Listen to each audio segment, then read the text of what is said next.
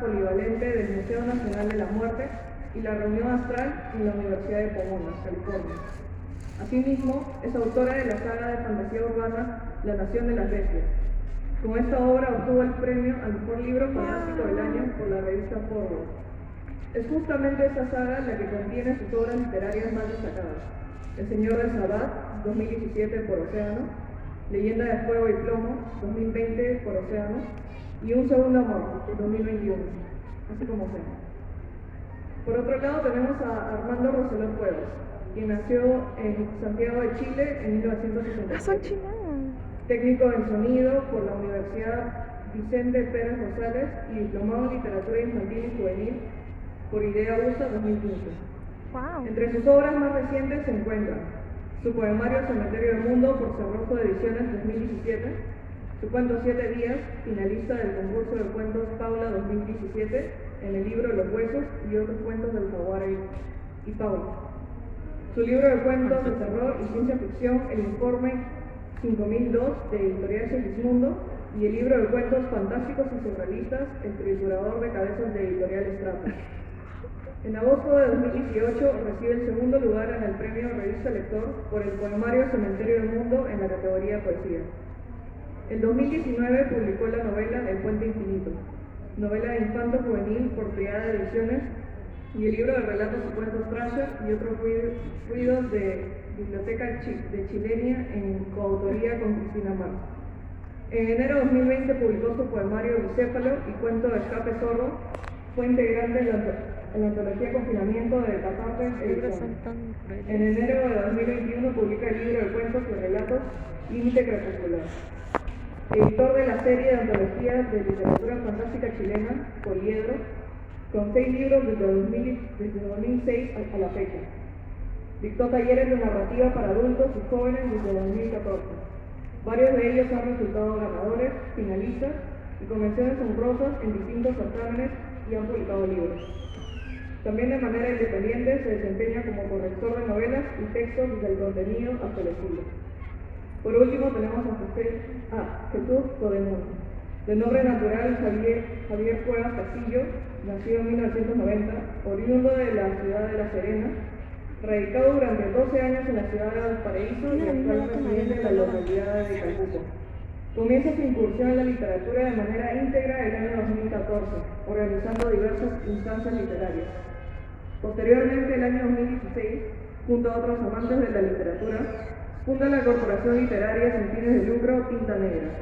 El año 2018 presenta en la Feria Internacional del Libro en Guadalajara su primera novela publicada, Maliseche, El Despertar, bajo el seudónimo de Jesús Codemón, obra la cual pertenece al subgénero de la ciencia ficción urbaipán, siendo así su obra la primera novela de su género tanto en México como en Latinoamérica.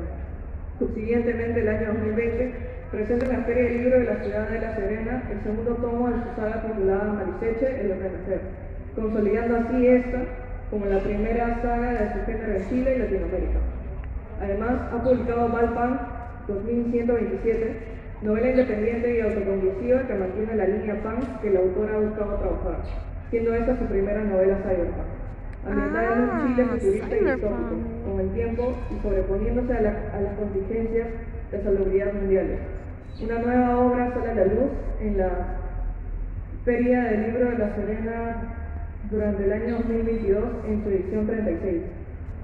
Las Crónicas Punk, volumen 1, libro de cuentos ilustrados ambientados en el género Grim Dark, en colaboración de la ilustradora Anima Red, expandiendo así el universo de la saga Maliseche. Codemón comienza la ciencia ficción con el Ray Punk, género que pertenece a la vanguardia de los géneros punk, los cuales se arraigaron entre los 80s y 90s. Sin embargo, al ser este uno de los últimos géneros punk en ser alcanzado, ahora existe muy poca información sobre el mismo, como así también muy poco material tanto escrito como audiovisual. Un fuerte aplauso para los tres. Muchas gracias. Bueno, estamos acá para hablar sobre la literatura fantástica en Latinoamérica. Ya somos 3 escritores que estamos en eso hace un tiempo. En mi caso yo empecé a escribir a fines de los 80, tengo 55 años, y bueno, el camino no es fácil. Es un camino un poco complejo, porque somos un continente que tiene un tipo de fantasía que va por el realismo mágico, va por las cosas realistas con ciertos toques por ahí, pero si quieres profundizar un poco más, te pueden tildar de que son novelas facilistas, infantiles, etc. Mi primera pregunta para los tres, de hecho, ¿qué opinan al respecto? ¿Cuesta escribir fantasía y este tipo de literatura en este continente? Bueno, antes que nada, hola a todos que vinieron de mi plática, gracias por estar aquí porque reconozco algunas caritas. ¿Cuesta escribir? No. Escribir no. Que te lean, eso sí cuesta. Sí, porque hay muchísimo talento, hay muchísimos escritores latinoamericanos talentosos y es difícil ser leído en Latinoamérica por dos razones.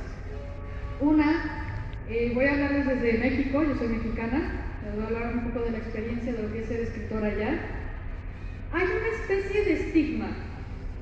Se dice que la gente no lee fantasía, terror, ciencia ficción en México, que son géneros poco apreciados. Y eso es una enorme mentira. Es la mentira más grande del mundo. Ustedes se van, por ejemplo, a librerías Gandhi, que son las más grandes en México, y se van a ver a los 10 más vendidos. Van a ver un montón de libros de terror, de ciencia ficción, de fantasía. Se lee fantasía, se lee terror, se lee ciencia ficción. Lo que no se lee son estos géneros escritos por mexicanos o por latinoamericanos. No se lee la fantasía escrita en Latinoamérica, que es muy diferente. Que los lectores latinoamericanos queremos estos géneros, sí que los queremos, pero los queremos específicamente si no vienen de Latinoamérica. Todos estos grandes escritores que están en estos top son Stephen King, Sarah J. Maas, todo lo que ustedes quieran, que vienen de fuera. Esa es una de las razones. Y otra de las razones por las cuales es tan difícil ser leído como escritor de fantasía en Latinoamérica es porque se espera que solo escribamos cierto tipo de cosas. Por ejemplo, en México se espera que si eres escritor de fantasía, solo escribes realismo mágico también. O solamente escribes sobre algo que sucede en algún pueblo estereotípicamente polvoriento y revolucionario. Y también si eres mujer, porque voy a hablar desde mi experiencia, se espera que solo escribas romance, disfrazado de fantasía, pero nunca fantasía como tal. Entonces, yo creo que esas son las dificultades que más me encuentro como escritora en Latinoamérica. Pero de que leemos fantasía, sí leemos un montón.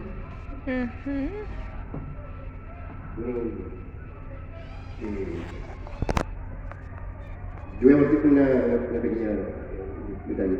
Hay una expresión que me gusta, no sé si acá se escucha esta expresión, que es tener dedos para el piano. Se dice que el que tiene dedos para el piano es porque tiene los dedos más largos y efectivamente puede tocar piano con mayor facilidad que una persona. Y un poco en contraparte a lo que dice mi colega, si es difícil o no escribir literatura en general, yo creo que de repente se trata un poco de tener dedos para el piano y un poco de tener la gana. Tú puedes tener muchas ganas y también no se te da, pero si puedes estudiarlo, puedes practicarlo, y eventualmente se te va, como cualquier otro tipo de arte. Y hay gente que se le da un poco más que a otra. En el caso de creo que los que están sentados esta vez se nos da un poco más por estamos acá. Si a nosotros nos gusta escribir fantasía, creo que en nuestro caso no. Creo que esa es la idea, por eso hemos llegado o estamos saliendo de estas pruebas fronteras. En cuanto justamente a lo de buscar la fantasía, buscar la ciencia ficción en otras áreas, en otros lugares, estoy completamente de acuerdo con lo que de hecho, la obra que de hecho estoy promocionando acá en Perú, también está México, también está en la calle, hasta donde sé. Y sí, también está este tema de justamente hay una suerte de encasillamiento constante de qué es lo que debemos buscar, qué es lo que debe típica fantasía o ciencia ficción que solamente es muy linda, de hecho es algo que personalmente también me hace mucho espesor. De hecho, justamente esta obra que estoy promocionando uno nunca debería hacer esto, pero discúlpeme, es como mi favorito, la obra, porque justamente juega un poco con esto, es ciencia ficción, un cyberpunk muy latino, un cyberpunk que nosotros sentimos propio. Hay personas que de repente, una persona me dijo, mira, no, lo siento muy futurista, y le dije, mira, hay calles en Chile que todavía no están pavimentadas, y estoy seguro que acá en Perú tampoco hay calles que no están pavimentadas, estoy seguro que en Bolivia tampoco, en México tampoco. Latinoamérica tiene una carencia muy amplia de muchas cosas y es importante que nosotros Nos quejemos de eso claramente, pero también entendamos que es parte de lo que tenemos, entendamos que la ciencia ficción y la fantasía que debe salir de nuestras tierras son ciencia ficción y fantasía que debe entender la idiosincrasia que nosotros tenemos. Nuestra ciencia ficción debe entender que nosotros tenemos carencias, debe entender que nuestro futuro no va a ser hermoso y rimbombante, solo va a ser más aglutinado, más lleno de cosas y también un poco más horrible, pero mientras nosotros sigamos siendo latinos y sigamos teniendo el corazón que tenemos, las cosas no van a ser tan horribles, creo yo. Entonces, si ahí nos cuesta escribir ciencia ficción, la fantasía, yo creo que no, pero tenemos que empezar a enfocarnos también en nosotros, como latinos, que no tenemos acá. Bien, yo mira, pienso igual lo que dijo la Mariana, esto de que la gente en Latinoamérica lee mucho de afuera y no lee lo que hay acá. Y la verdad que lo acá es buenísimo. Ya, lo de afuera, si tú te pones a leer muchos libros, son exactamente iguales, tienen el mismo argumental, lo único que cambian son los personajes y los paisajes. ¿Ya? Y pasa lo mismo en toda la historia y son trilogías que son muy parecidas. En Latinoamérica, que es un país que tiene mucha cultura, que tiene muchos mitos, que tiene muchas leyendas, estamos llenos de cosas fantásticas, por todas partes. Tenemos mucho para tomar, y cuando tú lees un libro ya latinoamericano que tiene una buena fantasía con ciencia ficción, etc., pues aquí básicamente nosotros mezclamos mucho la fantasía con la ciencia ficción. No somos un continente que fabrique naves espaciales ni que tenga grandes corporaciones que estén metidas en ese mundo. Entonces, tecnológicamente hablando, nuestra ciencia ficción va más preocupada del ser humano, más preocupada del alma de la persona, más preocupada de lo que le está pasando a cada gente y de las repercusiones que ha tenido, digamos, en la historia, y eso fue lo originario. En mi caso, ya yo creo que yo escribo historias ya que tienen que ver con la premisa que estoy escribiendo, con lo que quiero decir. Si la historia merece tener muchos elementos tecnológicos, los va a tener hasta donde yo sé. ¿Ya? Si no, ¿para qué? Yo escribo fantasía, ciencia ficción, terror y también realismo. Y muchas veces hago mezcla de esto. Pero en Latinoamérica pasa mucho eso. Tenemos a Elena Aldunate, por ejemplo, escritora chilena de los años 60, 70, de la época de oro, ya que ella mezcló mucho lo que es fantasía con elementos de ciencia ficción. Se la llamó, digamos, la reina de la ciencia ficción chilena, pero yo creo que más que eso, ella era una reina de la fantasía. Ya había cosas muy bellas en su obra, con un muy buen lenguaje, con una prosa lindísima, maravillosa, muy poética. Y eso también tenemos en Latinoamérica, tenemos una prosa muy hermosa, muy llena de imágenes, que muchas veces cuando leemos libros, saltándome a varios autores, uno de ellos Ray Bradbury, entramos en novelas que son demasiado estereotipadas, son como en serie. Entonces yo creo que acá tenemos fuerza, tenemos muchos elementos, pero claro, no cuesta escribir, pero cuesta que te lean, hay que estar luchando para que estar ahí, mira, lee el libro, ¿qué te parece? ¿Qué pasa? Quizás no son libros que tienen muchas veces 1000 páginas, 800 páginas, pero sí pueden tener 200 páginas, 150 y bien. Eso. No sé si quieres comentar algo más. Bueno, yo voy a agregar algo que es muy polémico. Algo que la gran mayoría de mis colegas escritores no están de acuerdo, pero siento que es un punto de vista que hay que tomarse en cuenta. Estoy completamente de acuerdo. Mira, yo soy migrante. Yo nací en México, pero he sido migrante, he vivido en Estados Unidos mucho tiempo, he vivido en distintos países, desde por necesidad hasta por autoexploración, por muchas cosas. Entonces, mis libros están situados en Estados Unidos. Hablan mucho de mi experiencia de cuando crecí allá, de cuando crecí en Utah, de mis raíces francesas. Entonces, mucha gente me pregunta siempre las mismas preguntas que me hacen al saber que soy mujer y soy escritora. ¿Por qué no escribes específicamente de tu país? Y siempre me pregunto como migrante si no es también otra forma de encasillarnos a nosotros. ¿Por qué? Agarro libros de escritores de todas partes del mundo, pareciera ser que todo el mundo tiene derecho a escribir de lo que quieran menos nosotros. Nosotros como latinoamericanos no podemos escribir de nada más que de nosotros porque si no, no es válido. Si no, no sabemos de lo que estamos hablando, no tenemos experiencia ni conocimiento sobre el mundo más allá de de donde crecemos. Es una forma de casillarnos también.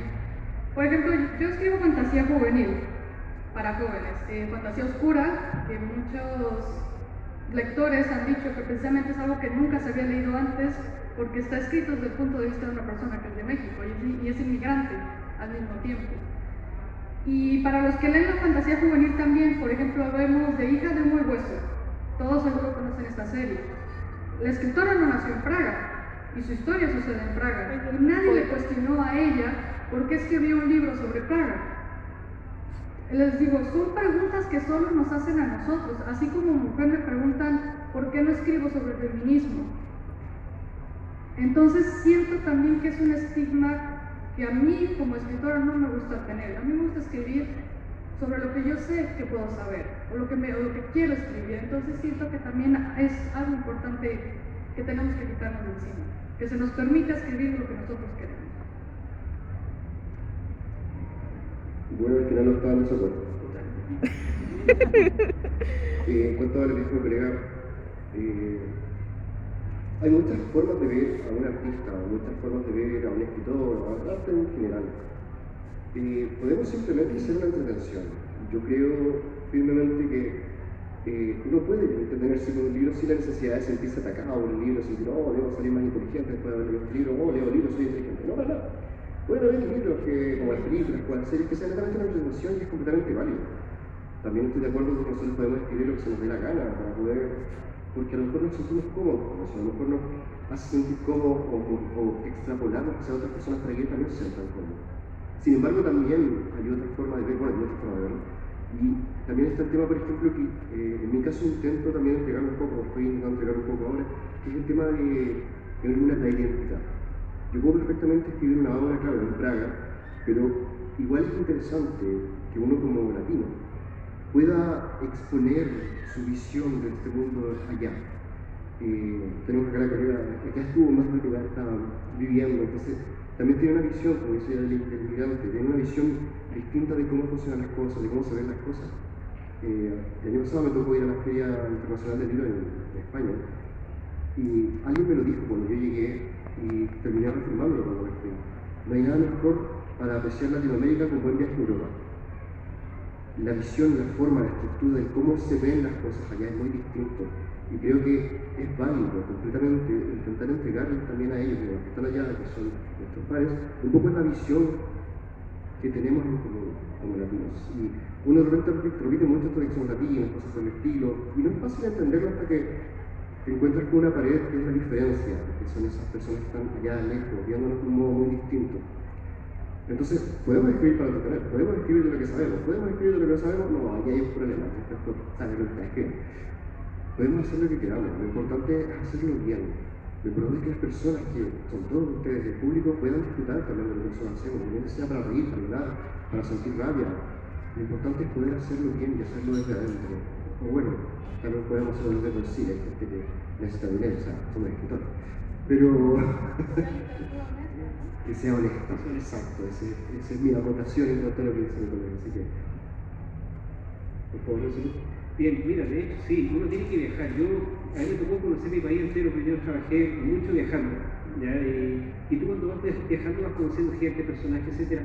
Entonces te hace tener una visión, igual cuando vas al extranjero, como te pasó a ti, tú ves otra visión, otra manera de pensar, y todo eso se va plasmando en la historia.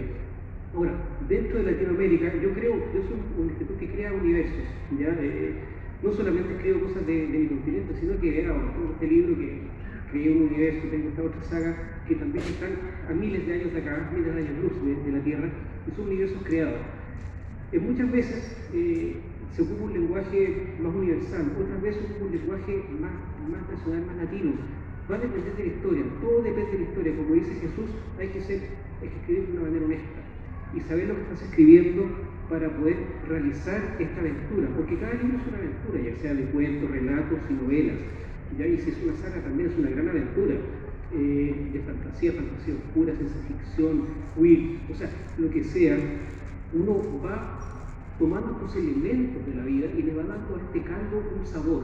Cada libro es un caldito, ¿no? Cada libro tiene su sabor, tiene su forma, tiene su espíritu, y eso lo va uno tomando.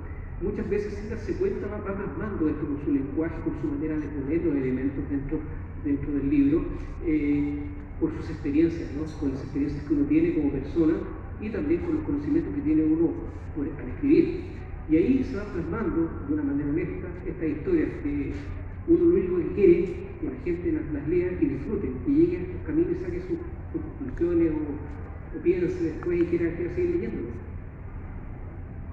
De hecho, les voy a platicar de algo muy triste. Les voy a contar de qué es lo que pasa cuando los escritores latinos, que escribimos fantasía latinoamericana, somos llevados a Estados Unidos. Porque nos cuentan mucho la experiencia. Es más, no nos cuentan nada, lo vemos aquí en la feria. Salgan aquí en la feria y yo hablo desde juvenil, que es lo que yo escribo, de juvenil adulto. Salgan a ver los estantes y van a ver un montón de libros de fantasía juvenil que se venden a miles y miles, y a veces ni siquiera la gente necesita saber de qué se trata, solo saben de que es un escritor estadounidense y lo van a comprar. Les voy a contar de mi experiencia cuando tradujeron La Nación de las Bestias, porque La Nación de las Bestias fue, antes de haber sido comprada por Editorial Océano, fue comprada por una editorial en Estados Unidos para ser traducida. Primero, es increíblemente difícil traducir del español al inglés. Traducir del inglés al español es bien fácil. Es un idioma sencillo que no tiene tantas maromas como tiene el español. Entonces no saben cómo sufrió el traductor traduciendo La Nación de las Bestias, sobre todo porque tiene un elemento muy latinoamericano que los estadounidenses no soportan, y es el narrador en segunda persona. He sabido muchísimos casos de escritores que tienen un estilo propio, muy latinoamericano. Escriban de lo que sea fantasía, sea lo que ustedes quieran, pero cuando les cambias el lenguaje, la dinámica de trabajo, de lectura a un estadounidense, lo primero que va a hacer va a ser rechazarlo, sobre todo si es de literatura juvenil. Lo primero que te van a decir, no lo entiendo, y lo avientan, y buscan otra novedad, porque a ellos les llegan a montones por semana. La Nación de las Bestias tiene un narrador en segunda persona, alguien que no es sencillo que lo leas a la primera. ¿Por qué? Porque soy mexicana y me gusta hacerme bolas. Me gusta que las cosas tengan sabor. Entonces, y sobre todo, confío mucho en mis lectores. Sé que tienen la capacidad de leer un libro un poco más complejo. ¿Cuál es el problema? Que como en Latinoamérica estamos tan invadidos por este tipo de literatura con lenguaje más sencillo, que no representa ningún riesgo, esa mentalidad la estamos reflejando en nuestros autores. Esa misma mentalidad de lo que estamos consumiendo allá, queremos que nuestros autores también la tengan. Porque ya no solamente basta con que tenemos que, como escritores latinoamericanos, escribir ciertas cosas, ciertos géneros, de ciertos lugares y de ciertos modos, sino que hay que hacerlo igual como lo hacen los demás, como lo que nos traen allá. Todo eso es una experiencia que yo les cuento como escritora. Yo creo que soy la más bebé de los tres. La Nación de las Bestias es mi primera saga. El Señor del Sabbat lo autopubliqué en 2017 y luego Océano lo compró y se publicó otra vez ya con Editorial 2019. Y todo esto es real. Y cuando se tradujo el libro, lo primero que dijeron los beta readers de Estados Unidos es que no lo entendían, que estaba muy difícil, que mejor no, que mejor cambiáramos la esencia del libro por algo más sencillo. Y fue muy doloroso. Fue como decir, deja de tener tu esencia y conviértete en lo que somos aquí, para que sea más fácil para nosotros. Y no quiero que eso le pase a Latinoamérica, por eso les digo que es muy importante que leamos a nuestros autores, no importa de lo que escriban, ni de dónde, ni de qué es de lo que te estoy contando. ¡Ay, qué drama! Bueno, nosotros dijiste, me hiciste recordar hace muchos años, escuché a alguien que dijo, ¿cómo va? Por ejemplo, si tú eres músico, si planeas estar en un escenario desconocido y tocar ante 10.000 personas, no puedes esperar a buscar a 10.000 personas, podrías, pero no puedes esperar a buscar a 10.000 personas. Sin embargo, sabes que de algún otro modo vas a buscarle a la persona. Yo creo y estoy completamente de acuerdo contigo que no debemos perder nuestra esencia, no debemos perder nuestro gusto, no debemos perder lo que nosotros estamos haciendo, pero tampoco tenemos por qué creer que tenemos que apuntar a todo el público, no porque sea, por ejemplo, una novela juvenil, a todos los jóvenes les va a gustar. Los jóvenes de todo tipo, hay jóvenes que no quieren ser jóvenes, y hay jóvenes que son demasiado jóvenes, hay viejos que son jóvenes, y hay jóvenes que son viejos. Entonces, no debemos abandonar lo que nosotros hacemos, pero tampoco podemos esperar a buscarlo. Siempre va a haber alguien que le guste, y en mi caso personal siempre digo, yo escribo lo que tengo para escribir, lo entrego. Lo leen dos personas, a una le gusta, y además, él es mi público, yo me debo a mi público. Yo lo leo, no le gusta, decide criticarlo, súper bien, todos pueden criticarlo, decide criticarlo y además decide apabular. Es como, no, puedes criticar, no me interesa si me quieres hacer a mí sentir mal. Y en ese punto, en ese momento, él no es mi público y yo no le debo a él. Da lo mismo cuántas críticas él quiera hacer. A él no le interesa mi literatura. Entonces no tengo por qué escucharlo. Lo siento, pero él no es mi público. Sin embargo, otro muchacho de esto me dice, mira, oye, ¿sabes que hay una cosa que no entendí? O hay una cosa que me interesó, o hay una cosa que me gustaría explorar. Él es mi público. Yo me debo a él. Y esa persona que es mi público le va a contar a otro muchacho, y ese muchacho le va a contar a otro muchacho, y así. Ese va a ser mi público. No tengo por qué escuchar a aquellos que no quieren escucharme. No tengo por qué vivir pensando, diciendo, no, es que yo sé que las personas son inteligentes, no son. Pero tienen gustos, tienen formas de ver el mundo muy distintas. Y a algunos les gusta, a algunos no. Nos debemos a quienes sí les gusta y disfrutarnos junto a ellos.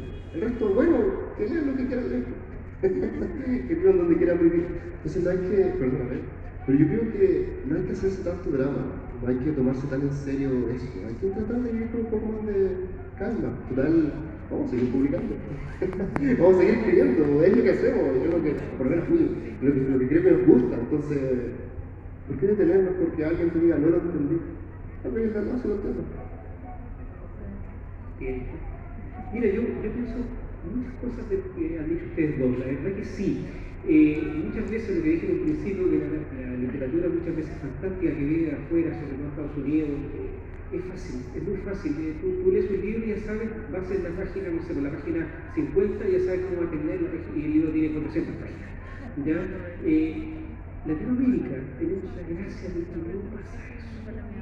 ¿Ya? Yo voy a afirmar lo que dice Mariana, lean a los autores latinoamericanos porque van a encontrar sorpresas. Escribir en segunda persona o escribir en futuro son formas de escribir muy exquisitas, ¿ya? Pero hay gente que le cuesta eso y dice, no me mata, pero una vez que empiecen a leer así, van a querer seguir leyendo así y van a necesitar este tipo de lectura, porque esa lectura hace bien, abre un poco más la mente. Y si el libro te va a hacer reflexionar, mejor aún. ¿Qué mejor que un libro que uno lo lee, lo termine, lo deje, lo queda mirando y dice, chuta, el viajecito que me hiciste hacer, y pasa un par de días y lo tomas de nuevo y lo piensas a leer de nuevo, exacto. y vas a descubrir cosas que no habías visto en la primera pasada, que te habían hecho así, una esquinita, pero estaban ahí. Sí. Eso es muy rico en la literatura, eso se puede hacer y en Latinoamérica se hace y harto. Pero también es divertido escribir, a mí me gusta escribir, y uno como escritor tiene que estar entretenido con lo que escribe, tiene que estar entusiasmado con lo que está haciendo, tiene que sentirse feliz, porque si no, mejor dejemos eso y hagamos otra cosa, o escribamos otra historia. Yo escribo cuentos, novelas, y también soy poeta. Entonces, la literatura viene de varias partes, ¿ya? Yo creo que eso es lo rico de esto, y hay que aprovecharlo.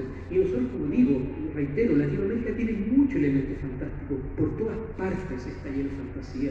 Es cosa de despertar en la mañana y leer el diario y te encuentras cosas increíbles. Entonces, pasan cosas así, ¿ya? Y se puede tomar de ahí muchos elementos. Y el terror, bueno, el terror está en el mundo, más que ahora. Piensa como están todos con mascarilla. Esto hace 20 años era impensado, ¿no?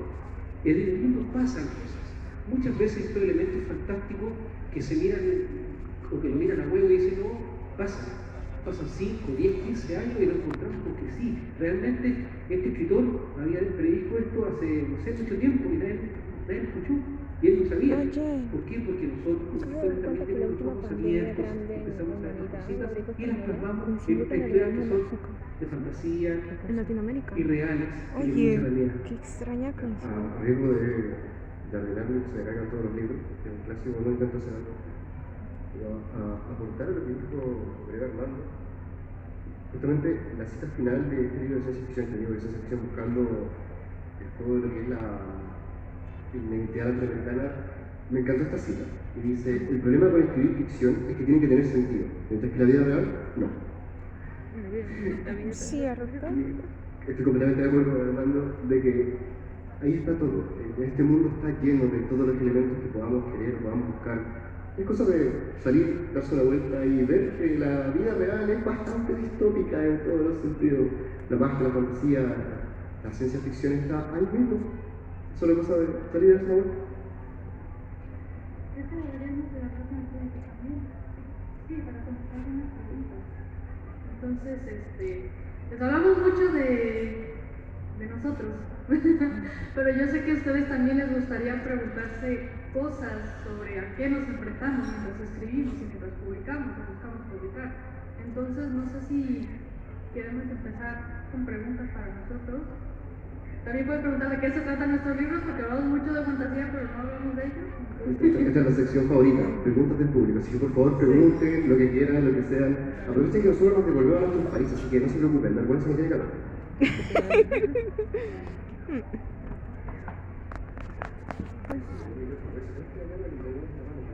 Hola, buenas tardes a los tres.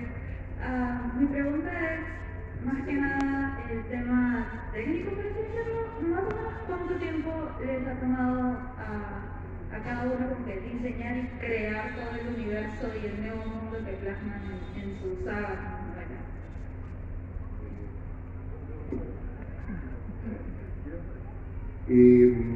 Yo creo que es relativo. Por ejemplo, en el caso de Armando tiene varias obras que son más distintas. En el caso de Independiente es una saga que es de un tópico, igual tengo varias cosas distintas. En el caso de Mariseche, que es el primer libro que publico oficialmente, es ciencia ficción Raycon, la primera novela de surgida en Latinoamérica. Entonces, en el momento en el que lo empecé a crear, en el momento en el que no había mucho de esto, era mucho más joven, claramente, tenía muchas más expectativas de muchas otras cosas en la vida. Y en el momento de la creación del universo fue todo, fue un proceso de varios años en que se fueron creando distintas cosas. Dado que para este se creó sistemas de casta, sistemas de tiempo, sistemas políticos, sistemas de todo un poco. Se creó este idioma, era muy joven, entonces el café no me estaba haciendo mucho efecto en ese tiempo, así que valía la pena intentarlo. Entonces, en cuanto a eso, por ejemplo, tienes una creación de mundo que tardó mucho tiempo, fue muy delicada. De hecho, se escribieron estas crónicas más, son cuentos que se escribieron justamente para poder darle más sentido a todo este universo. Son un montón de cuentos que hice solamente para poder argumentar mucho mejor una saga que no tenía nada que ver con ella. Entonces fue un trabajo muy lento, muy delicado, muy pausado. Sin embargo, por ejemplo, Balpán, que tiene que ser de que no era ciencia ficción cyberpunk, bueno, en realidad nosotros vivimos en una sociedad cyberpunk, entonces no es que me haya costado configurar ese mundo. Salí, como dijo Rosana, miré, y es como sí, aquí vivimos. Simplemente le di un toque un poco más rimbombante a toda esta tecnología sobre la hipertecnologización que existe, y listo. Entonces, hay diferentes procesos para diferentes obras, para diferentes tiempos, para diferentes cosas. Dependiendo del género que estás trabajando, dependiendo de la investigación que estás haciendo, dependiendo de qué ciencia ficción cyberpunk, que ciberchamanismo, porque aunque se parezcan, tienes que buscar una investigación sobre cuerpos originarios, sobre la magia que tenemos, sobre qué tipo de magia quieres usar, sobre si quieres crear reglas o quieres usar reglas establecidas. Entonces, es muy distinto un proceso de una u otra cosa en lo que estás creando. Todo depende de lo que quieres hacer. Lo importante es que entiendas que es tu tiempo. Nadie te va a hacer sentir mal, nadie te tiene que apurar, nadie nada. Eres tú la que tiene que vivirlo según todo lo que quieres. Eso creo yo. Bueno, La Nación de las Bestias, yo les podría decir que el primer libro me tomó 3 meses escribirlo, que eso es la verdad. Y según yo, me empecé mi carrera como escritora ya pues, cuando tenía 26 años. Entonces, si a los 26 lo escribí en 3 meses, mucha gente me dice que pues me